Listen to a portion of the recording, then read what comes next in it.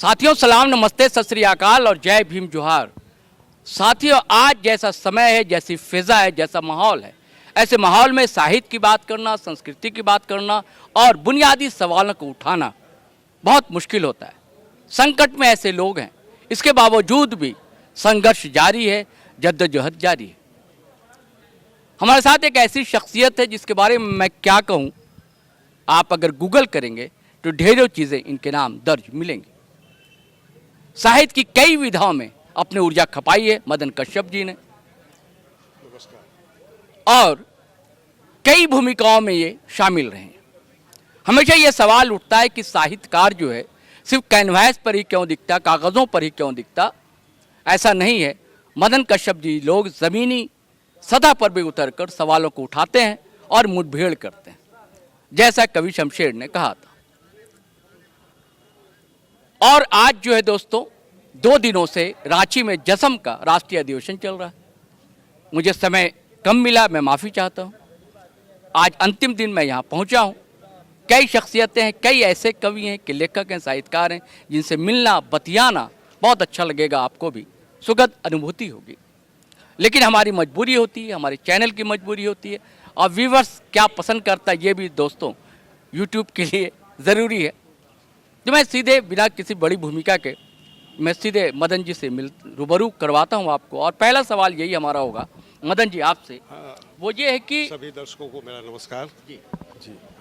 मेरा सवाल ये होगा मदन जी कि साहित्य में या संस्कृति से जुड़ाव अब नई पीढ़ी का क्यों नहीं हो पा रहा? नहीं, वो उसके बहुत सारे कारण हैं। संस्कृति से तो हो रहा है, अब संस्कृति से हो रहा है।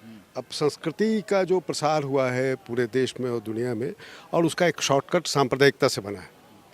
होता क्या है कि सांप्रदायिकता में भी और जातिवाद में, सवर्ण जातिवाद में कहता हूँ, जो पहचान, जातिवाद 2 तरह का। वो जातियाँ जो पहचान के लिए संघर्ष कर रही है उसको जातिवादी नहीं कहता मैं, जातीय पहचान। जैसे आदिवासी अस्मितावादी कह सकते हैं उनको हम। तो वो जो एक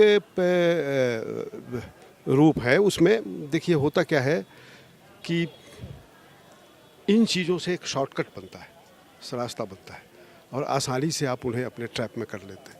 मैं देखा है कि वामपंथ ने संघर्ष करके 10 दशकों तक संघर्ष करके जेल जाके लाठियां खा के ज़मीनें दिलवाई, मकान बना, और रातों रात एक जातिवादी नेतृत्व में वो चले गए, शामिल हो गए। ठीक संस्कृति में भी वही होता है कि आप करते हैं और धर्म और संस्कृति को जैसे गड़बड़ कर दिया गया है, तो अचानक धर्म का एक नारा देकर बहुत सारे लोगों को बरगला दिया जाता है, बहुत सारी चीज़ें। यही हमारी चुनौती सबसे कठिन और सबसे बड़ी होती है कि हमें काम करना है, और हमें इस रूप में करना है कि हम लोगों तक, हम साधारण युवाओं को, नई पीढ़ी को बता सकें कि उसकी ज़मीन कहाँ है, उसकी वास्तविकता क्या है, उसे कहाँ होना चाहिए। ये काम हम लोग बहुत सीमित ढंग से कर पाते हैं, कम कर पाते हैं। और धार्मिक नारा वाले उन्मादी आते हैं, वो एक बार में कर जाते हैं। तो ये समय ऐसा है ना, मैंने एक कविता में लिखा था कि आज़ादी के बाद क्या हुआ, नवजागरण, रेनेसां के बाद क्या हुआ, धीरे धीरे ईश्वरवाद कमज़ोर होता चला गया, और मनुष्य मानवीयतावाद, मानवीय विवेक का महत्व बढ़ता चला गया, धीरे धीरे धीरे धीरे। लेकिन पिछले 10-15 वर्षों में वो तेज़ी से गिरता चला गया है, और फिर से ईश्वर खड़ा हो गया है, और फिर से मनुष्य पीछे चला गया है। तो ये जो एक चीज़ हुई है पूरी दुनिया में हुआ है। ये घटना हुई मदन जी उत्तर प्रदेश में, एक टीचर ने बताया, कहा स्कूल में कि ईश्वर जैसी कोई शक्ति नहीं है। अब जो दक्षिण पंथी लोग आ गए उसकी पिटाई करने, ये हर जगह इसकी शुरुआत बहुत पहले, ये जब से ये सरकारें आई हैं ना, पहले राज्य में आ गई थी, यहाँ दिल्ली में आने के पहले ही कई राज्यों में आ गई थी, राजस्थान भी था। तो राजस्थान में एक पादरी को जाकर पीटा था और उसका वीडियो बनाया था। ये पीटते नहीं है, वीडियो बनाते हैं, ये लिंचिंग करते हैं। तो ऐसा नहीं कि कोई हुआ और किसी मुसलमान को मार दिया, चुपचाप भागे, सोने वीडियो बनाते हैं ताकि आप डरे। जिसको मार रहे हैं, हाँ मार रहे हैं, सिर्फ वो तो ख़त्म हो रहा है, लेकिन जो बचा है वो भी डर जाए। तो दहशत पैदा करने के लिए ये सब किया जाता है, और सत्ता इसकी छूट दे रही है। अब यही मैं तो जब तक मैं 14 तक कांग्रेस का विरोधी ही रहा, और क्योंकि सत्ता उसके पास थी, और नेहरू का बहुत चीज़ों पर विरोध करता था मैं। लेकिन अब समझ में आता है कि नेहरू ने शुरुआती दौर में वो जो विज़न रखा, मनुष्यता को केंद्र में रखे, धार्मिकता निजी मामला हो, और छोटी छोटी चीज़ों पर इसका विरोध भी किया। जैसे राष्ट्रपति के रूप में जब चले गए मंदिर का उद्घाटन करने डॉक्टर राजेंद्र प्रसाद, तो नेहरू ने विरोध किया था। सोमनाथ मंदिर का नेहरू ने विरोध किया था। कि वो पंडितों का काम है, उनको करना चाहिए। उन्होंने ये नहीं कहा, धर्म का विरोध नहीं किया, लेकिन कहा कि वो उसको वो तो पूजा पंडित करेंगे, वो करेंगे, वो उसका उद्घाटन करें, राष्ट्रपति क्यों जाएगा? यानी कि आज जो कहा जा रहा है कि धर्मनिरपेक्षता क्या है, उन्होंने परिभाषित किया। उसको नींव रखा, उसकी नींव रखी, उसकी समझ भी उनके पास थी, विजन भी था, और वो जानते थे कि एक लोकतंत्र को और धर्मनिरपेक्षता को कैसे चलाया जाए। बल्कि कुछ ज़्यादा ही था, क्योंकि लोकतांत्रिक होने के कारण ही उनके कैबिनेट के जो दक्षिणपंथी थे, उसकी बात को भी वो बहुत काट नहीं पाते थे, उनको भी छूट मिली हुई थी, जो हम लोग लगता है कि नहीं मिलनी चाहिए थी। गोविंद वल्लभ पंत जैसे गृह मंत्री को बहुत अकल सिखाने या उसको हटा देने की ज़रूरत थी। अगर वो ना होते ना, तो भारत और चीन की लड़ाई नहीं होती। हम लड़ाई को नेहरू में ढूंढते हैं, चीन में ढूंढते हैं, चौलाई में ढूंढते हैं, किसी का ध्यान भी नहीं जाता। जन्मभूमि का विवाद उन्हीं के समय साहस हुआ तो किसी को ध्यान भी नहीं होता कि 59 में गोविंद वल्लभ पंत जो गृह मंत्री थे, उनकी बदमाशी और बदतमीजियों से विवाद को बातचीत से सुलझाने के बजाय वो लड़ाई में चीज़ें बदल गई। जब आए थे चौलाई, तो उसने बातचीत करने में इन्होंने बहुत उसका अपमान किया, तो वो चला गया, तो वो युद्ध की तैयारी करने लगा। इन्होंने अपमान तो कर दिया, युद्ध की तैयारी भी नहीं की, तो फंस गए। तो ये सब चीज़ें हुई, और ये सब इसलिए हुई कि वो बेसिकली लोकतांत्रिक थे, लोकतांत्रिक तो थे। लोकतांत्रिक लोगों से भूले हो ही जाती है, क्योंकि ये भारतीय समाज जो है बहुत लोकतंत्र डिजर्व भी नहीं करता ना। कई बार वो लगता है कि इसको कुछ करना पड़ेगा, लेकिन वहाँ था तो वो एक बड़ी बात हुई थी उनमें। और धीरे धीरे ये तो समझ ही नहीं है, ये तो कुछ समझ में नहीं आता है। राम जन्मभूमि मंदिर बना रहे हैं, शंकराचार्यों को मंदिर में आना चाहिए। नरेंद्र मोदी उसका उद्घाटन कर रहे हैं, वही शंकराचार्य बन गए। तो ये जो धर्म और राजनीति का गड़बड़ करने का जो खेल शुरू हुआ ना, ये खेल आरएसएस तो शुरू से करना चाहता था, लेकिन अटल सरकार में भी वो संभव नहीं हो पाया। ये 14 के बाद की सरकार में संभव हुआ है, और इसने युवाओं को बहुत ज़्यादा दिग्भ्रमित और दिशाहीन किया है, क्योंकि इसलिए वो संस्कृति में कम आते हैं। क्योंकि धर्म और संस्कृति में एक अंतर है।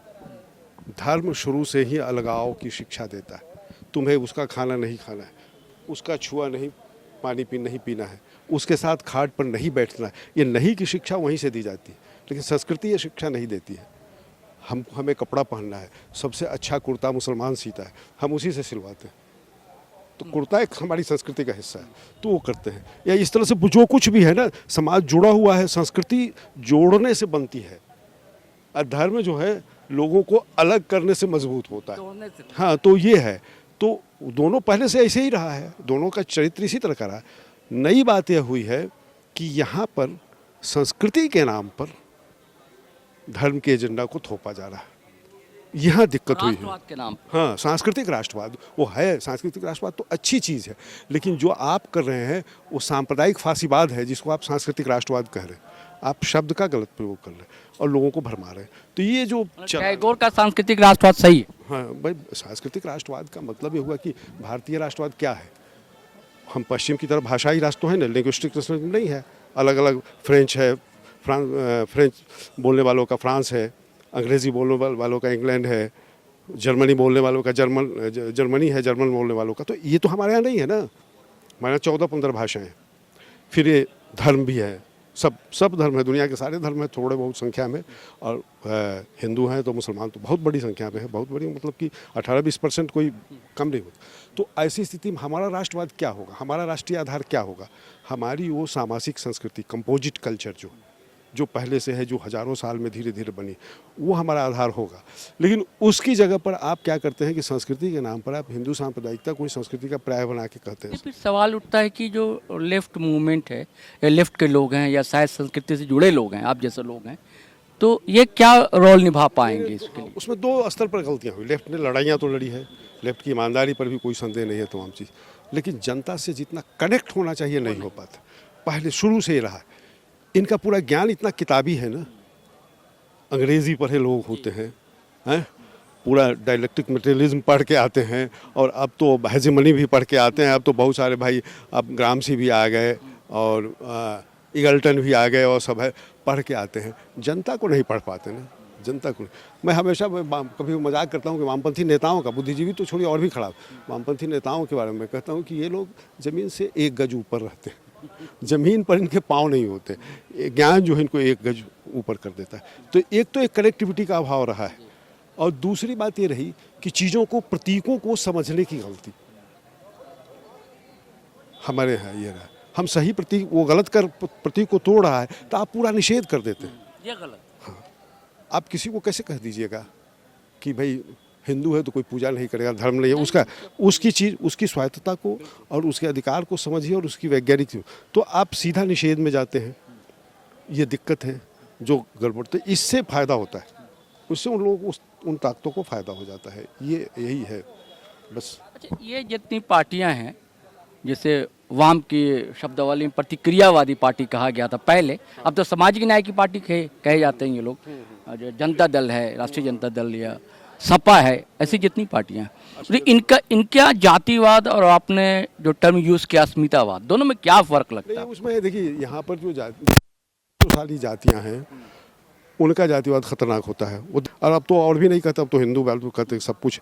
जो आदमी सबसे ज़्यादा जातिवादी करता है हमारे यहाँ, ब्राह्मण, वही सबसे ज़्यादा कहता है कि सब हिंदू एक, जिसको कभी खाने नहीं देता, राष्ट्रपति को पूजा नहीं करने दिया मंदिर में, सीढ़ी पर पूजा करा दिया, और वो कहेगा कि हमारे यहाँ तो कोई ऊंच नीच का भेद ही नहीं। तो अब इससे ज़्यादा क्या होता है? आप राम मंदिर का उद्घाटन करने के लिए या तो आप धार्मिक लोग जाते हैं, धार्मिक, लेकिन अगर राजनेता गए तो राष्ट्रपति को जाना चाहिए ना। तो राष्ट्रपति चूंकि आदिवासी है, पहले जो थे दलित थे, तो दलित आदिवासी लोग हैं, तो इनको आपने कहीं भी इस चीज़ों में नहीं जाने दिया। तो ये भीतर से ये सब करते हैं।